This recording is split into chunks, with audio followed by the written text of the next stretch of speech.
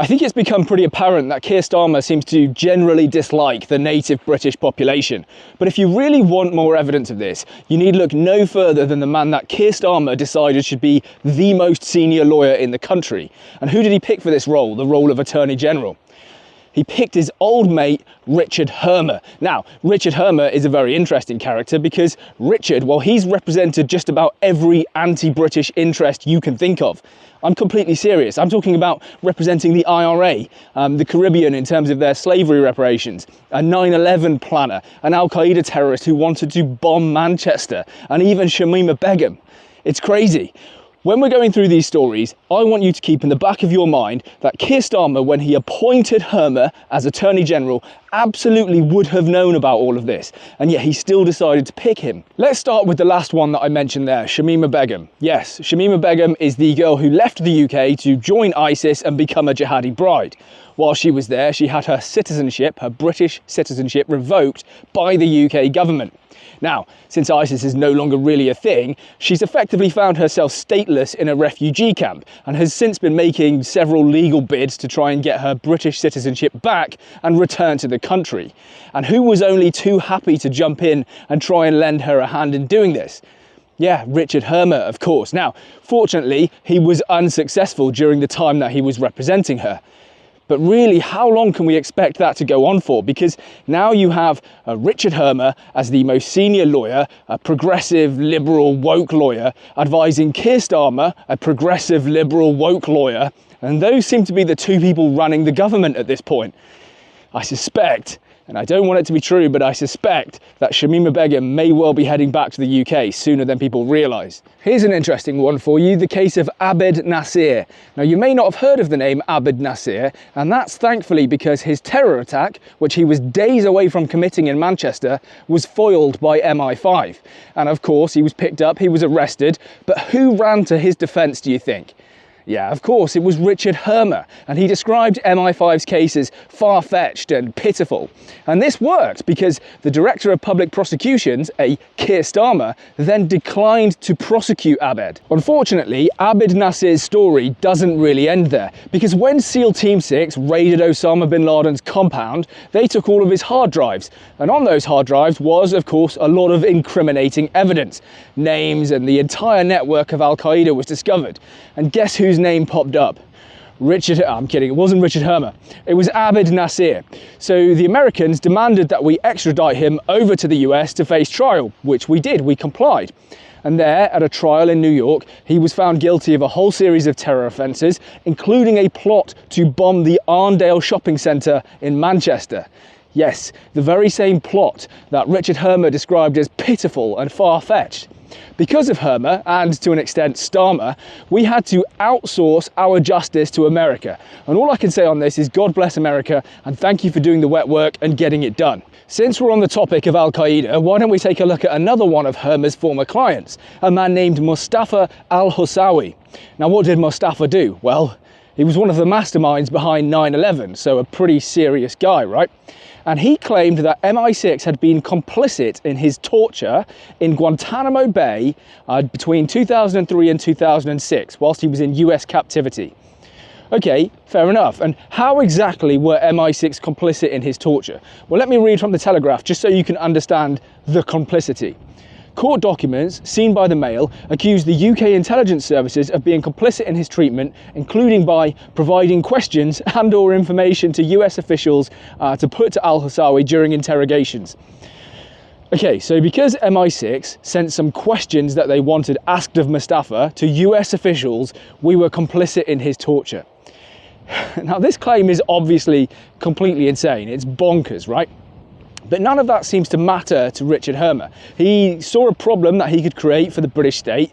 He could really be a thorn in the side, maybe even extract some capital out of the British taxpayer and give it to a terrorist. And he saw that as a great opportunity, so he jumped in, got involved, and decided he was going to defend Mustafa. This is despite the fact that Mustafa had already pleaded guilty to 2,900 murders. Next point, I recently made a video about Caribbean nations who were demanding slavery reparations from Britain. Now, I'm not going to go into all of the details of that topic because I covered it in that other video, But I bring it up here because, well, Richard Hermer himself got involved in this.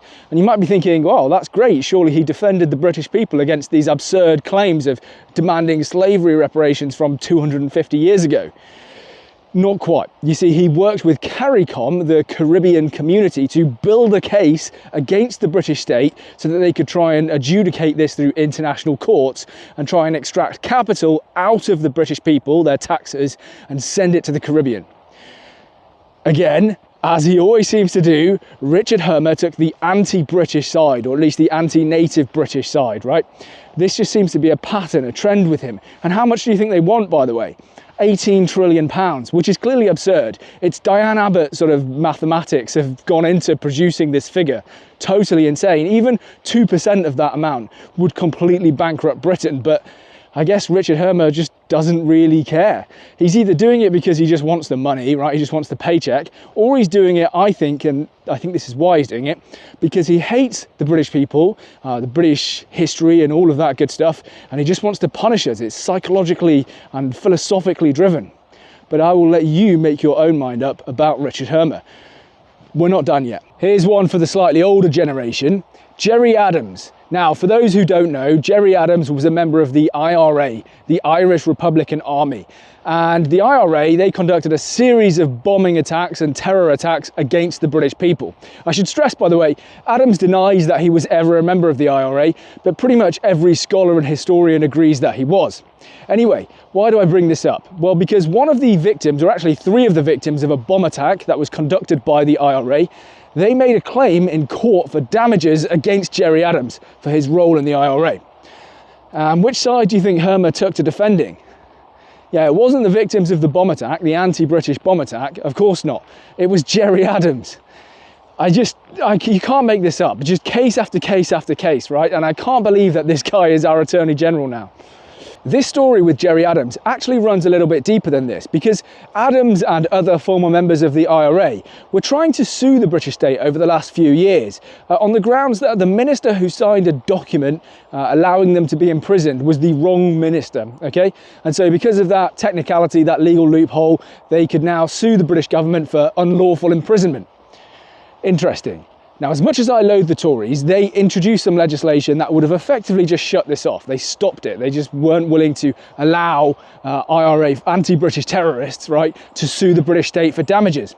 But what did the Labour Party do when they took power? They repealed that Tory-introduced legislation because apparently it conflicts with the Human Rights Act or something, right? And this brings up a whole question. Who advised Keir Starmer to repeal that act, which now allows the IRA and Gerry Adams and those sorts of people to sue the British state for damages for imprisoning them, even though they're anti-British terrorists? Who advised Keir Starmer to do that? Was it Richard Hermer? Well, he was asked about it, funnily enough, and he didn't give a straight answer. He wouldn't say on what matters he'd recused himself. I find this fascinating. I think there's some really deep and interesting questions there that really do need to be answered. I'll add to this. Because the Labour Party and Keir Starmer have now repealed this law, Gerry Adams and his ilk can now continue with their claims against the British state. And if they're successful, we as taxpayers will be liable for £3 billion going to former members of the IRA. It's utter insanity. It's totally crazy. And it just makes you wonder, like, what on earth is going on in government right now? The Tories solved the problem in a really sort of ham-fisted way, and Keir Starmer could have just left it like that, but he chose not to. Now, some people will be tempted to argue, as Keir Starmer has in defence of his old friend Hermer, that everyone has a right to legal representation and sometimes you defend clients you don't agree with, right? And if it was just one case, if it's just one of the previous cases I've spoken about, if it was just Gerry Adams, for example, right, then yeah, maybe I would be willing to accept that. But it's so many cases that all have one common theme: extracting something out of the British state, some kind of concession or some kind of money. It just seems like there are too many cases from him for it to be pure chance. And other people will say, well, just because he's defending these people, right, maybe that's just what he does and he's an expert in this, and actually it doesn't reflect on his political beliefs. Except we do know about Hermer's political beliefs. He described some border control plans as dehumanizing to illegal migrants, right? So we already know that.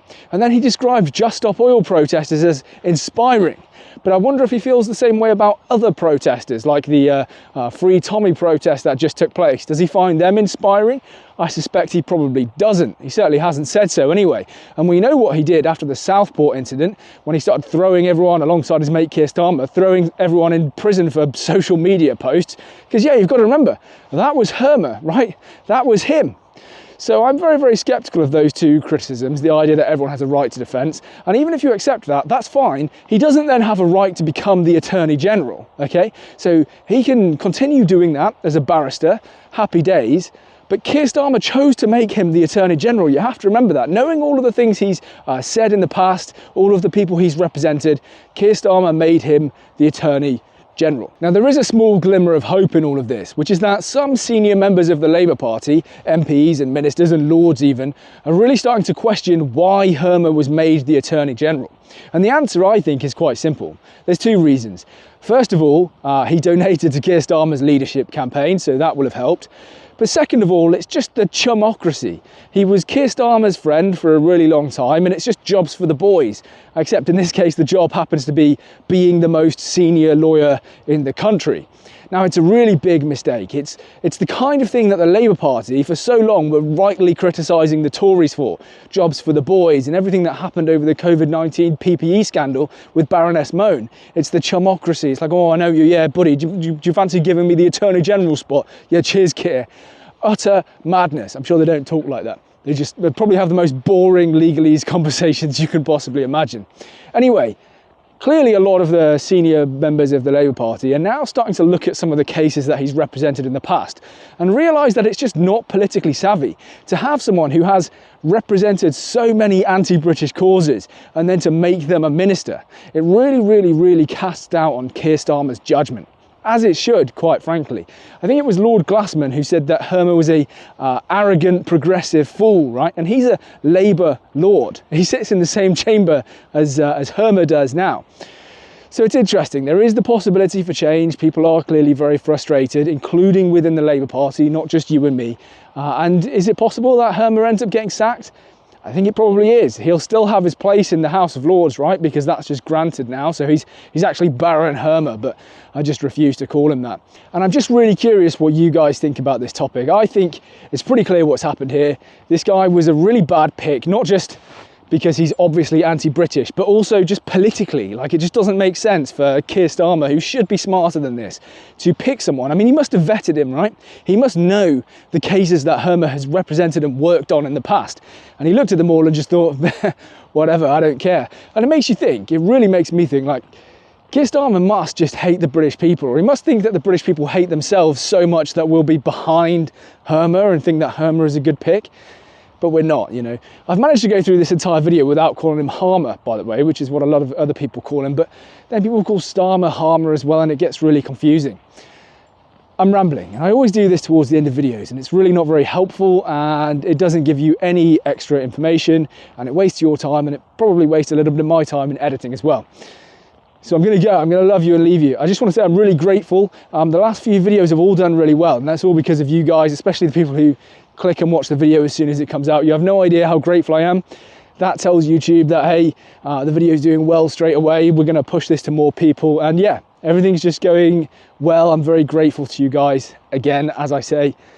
And till the next one, leave a like, leave a comment, leave a subscribe. I'll reply to a few hundred comments. If there's only a few hundred comments, then I'll reply to them all. Till the next time.